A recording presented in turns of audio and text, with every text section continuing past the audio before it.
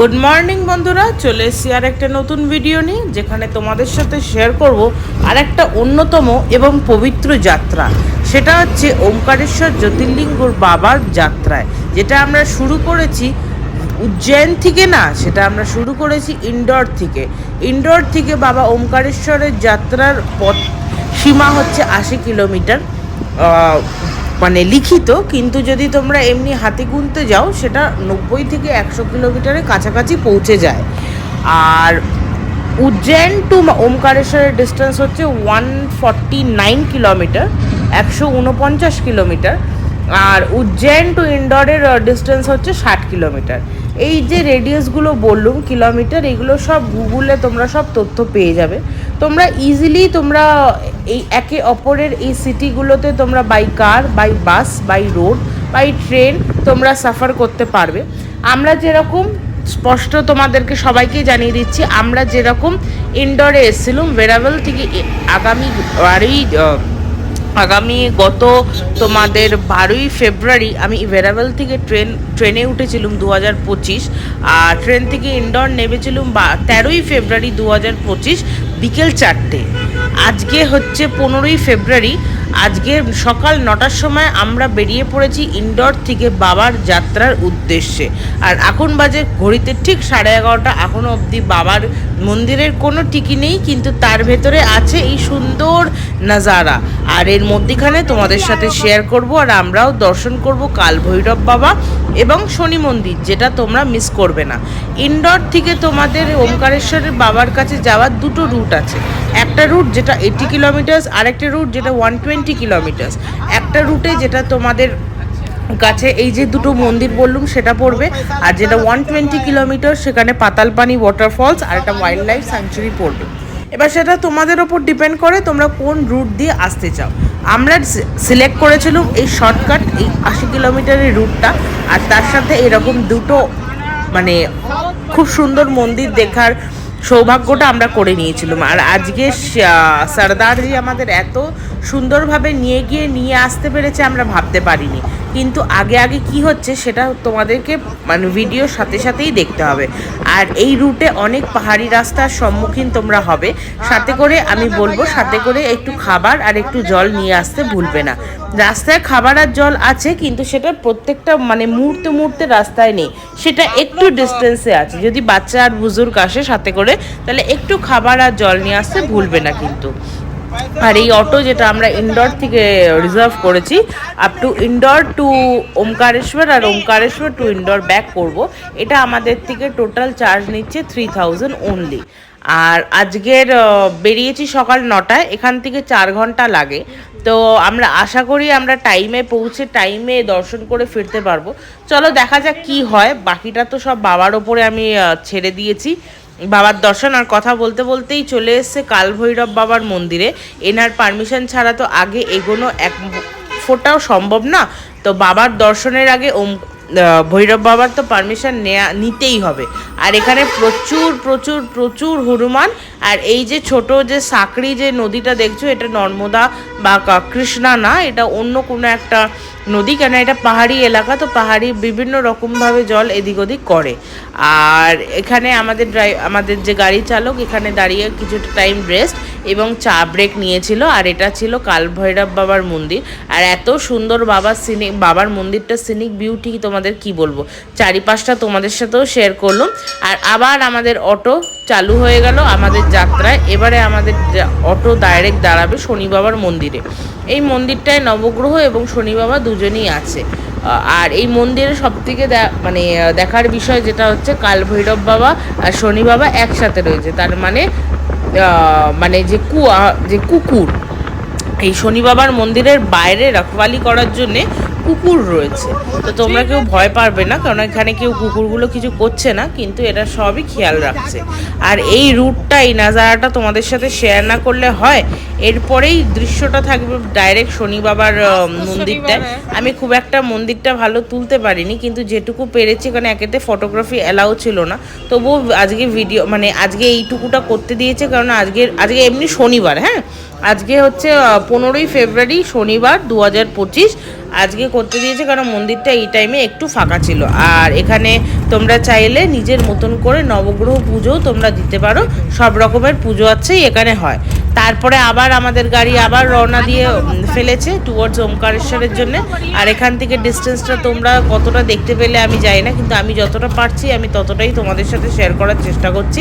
ওমকারেশ্বরের পুরো আমরা ঢুকে গেছি পুরো পথটায়। আর ওমকারেশ্বর বাবার 2 কিলোমিটার আগেই তোমাদেরকে গাড়ি দাঁড় করিয়ে দিচ্ছে, যেখান থেকে তোমাদেরকে প্যাদল বা অটো করে তোমাদেরকে নর্মদা নদীর ঘাট বা ফুট যে পাতটা ফুট যেটা বানানো হয়েছে ফুট ব্রিজটা, সেটা অবধি তোমাদের যেতে হবে। যেখানে আমরা করেছিলাম কি, আমরা 3 জনে একটা অটো নিয়ে নিয়েছিলাম, যে 50 টাকা নিয়েছিল আমাদের ঘাট অবধি পৌঁছে দেওয়ার জন্য।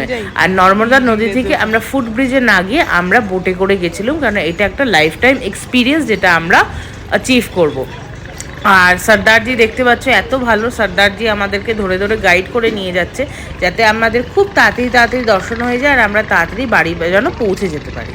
তো সর্দারজি বললো যে সর্দারজিও আমাদের সাথে কোম্পানি করবে, তো আমরা একসাথেই যাচ্ছিলাম। আর এই যে পুরো যেটা দেখতে পাচ্ছি, এটা নর্মদা নদীর ওপরে যে ড্যামটা, এটা বিকেল 5টায় না বিকেল 6:30 ছাড়ে, হর্ন দেয়। তারপরে এখানে ড্যাম ছাড়ে, ড্যামের জল যখন ছাড়ে তখন এই নদীর স্রোত আরও বেড়ে যায়। এখন জল আছে আছে কিন্তু অতটা নেই, কিন্তু যেটা আছে কিছু কমও নেই। আর দেখতে পাচ্ছ টুকি টুকি সিঁড়ি করে আমরা নর্মদা নদীর কাছে, নর্মদা মায়ের কাছে আরও এগিয়ে চলেছি। আর এই সিঁড়িটা তোমাদেরকে উঠতেই হবে, কিছু করার নেই। আর যদি তোমরা মনে করো যে না আমি ঘাটে আসবো না, আমি ডাইরেক্ট ফুটব্রিজ ধরে বাবার মন্দিরে যাব, সেটার রাস্তাটা আলাদা। ফুটব্রিজটা তোমাদেরকে আমি শেয়ার করছি। তো চলো আগে মায়ের দর্শন করি, তারপরে বাবার মন্দির কোনটা আমি সেটাও সবই শেয়ার করব। কিরম বোট হয়েছে কি সিস্টেম বলে দিচ্ছি। আচ্ছা, এখানে যদি তোমরা শেয়ারিংয়ে বোট নাও তাহলে পার পারসন 50 রুপিস। এটা যতটা বার্গেনিং করতে পারবে ততটা কমবে। আর যদি পার্সোনাল বোট নাও তাহলে 1000 থেকে 1,500 টাকা তো নেবেই। তো আমরা শেয়ারিং বোটে আমরা গেছিলাম, যেখানে 6 to 8 passengers at a time নিয়ে যাচ্ছে। আর ঘাটের দ্বারা অনেক দোকান আছে যেখান থেকে তোমরা ঠাকুরের জিনিসপত্র কিনে নিয়ে যেতে পারবে। কিন্তু আমি তোমাদের সাজেস্ট করবো ওমকারেশ্বর বাবাকে তুমি খালি চোখেই দেখো। তার কারণ হচ্ছে পুজো দিতে যেও না কেন, উনি তো বুলেট প্রুফ গ্লাস দিয়ে ওনাকে কভার করা হয়েছে, তুমি ফুলও দিতে পারবে না, প্রসাদও হবে না, পুজোও হবে না। ব্যাপারটা আমি তো কোনো মানে খুঁজে পাই না। বাবার কাছে আসতে পারাটাই এটাই বিশাল ব্যাপার। আর এই যে ব্রিজটা দেখতে পাচ্ছ, এটাই ফুট ব্রিজ, যেটা এপার থেকে ওপার ডাইরেক্ট বাবার কাছে কানেকশন নিয়ে কানেক্টেড করা হয়েছে। আর সর্দারজি আমাদের জন্য সব আগের যে রাস্তাগুলো সব আমাদের জন্য একদম বেছে দিচ্ছে, ক্লিয়ার করে দিচ্ছে, যাতে আমাদের কোনো অসুবিধা যাতে না হয়। আর আমরা এরকমই একটা বোটে করে আমরা এপার থেকে ওপার হয়েছি। চলো এবার বোটে ওঠার পালা। বোটে আমি কোনোদিন এরকম বোটে উঠিনি লাইফে, আমার ফার্স্ট টাইম। কিন্তু আমার খুব লাইফ টাইম এটা একটা এক্সপিরিয়েন্স, একটা অ্যাচিভমেন্ট, খুব ভালো লাগলো অ্যাচিভমেন্ট বা এক্সপিরিয়েন্সটা করে। এটা আনফরগেটেবল, কোনোদিন এটা ভোলার মতন না। আর এই যে মন্দিরটা দেখতে পাচ্ছ, এটাই বাবা ওমকারেশ্বর জ্যোতির্লিঙ্গ, আমাদের দ্বাদশ জ্যোতির্লিঙ্গের এক লিঙ্গ বাবা ওমকারেশ্বর জ্যোতির্লিঙ্গের মন্দির। জয় ভোলেনাথের জয়, জয় শিবশম্ভু। আর কথায় মান্যতা আছে যে এটা প্রথম শিবলিঙ্গ, প্রথম জ্যোতির্লিঙ্গ যেখান থেকে মা নর্মদা একদম মন্দিরের পাশ দিয়ে বয়ে বেরোচ্ছে।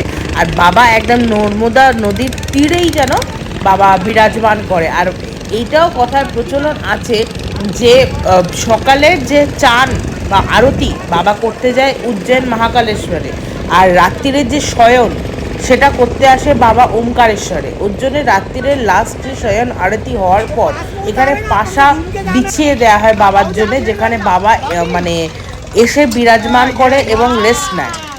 আর আমরা কথা বলতে বলতে বোটে উঠে পড়েছি।